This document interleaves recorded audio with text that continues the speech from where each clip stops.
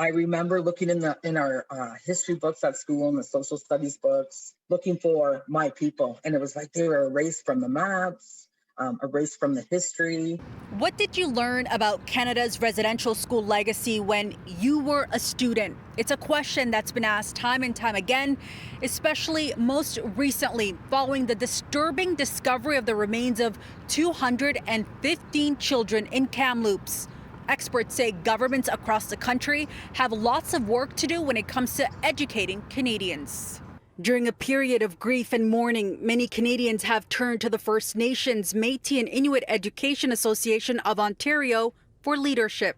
I think teachers know that it's time to step up and do something, and they're at a loss of, what does that look like? The group, made up of volunteers who support educators, says Ontario's curriculum is old and students aren't learning about residential schools, Indigenous peoples and nations.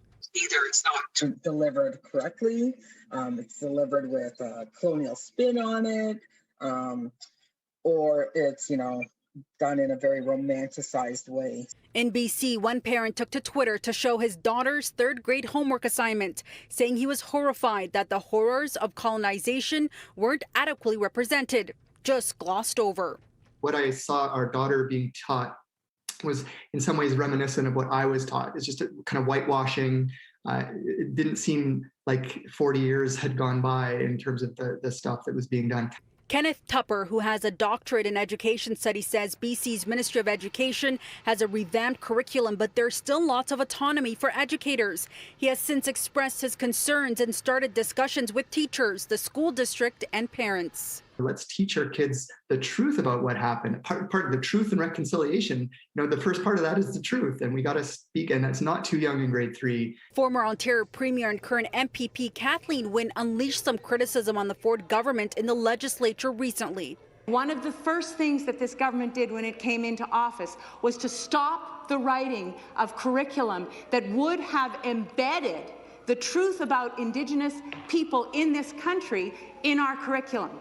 The Ministry of Education tells CityNews the province released a revised curriculum back in 2019, quote, Ontario ensured learning about First Nations, Métis and Inuit perspectives, cultures, contributions and histories in areas such as art, literature, law, humanities, politics, including topics of significance such as residential schools and treaties, became a mandatory component of every student's education in grades 4 to 8 and grade 10. We are in consistent dialogue with our Indigenous partners, but criticism that the Ford government left out crucial Indigenous voices. Ford government canceled that session with our staff, with Indigenous teachers, Indigenous voices.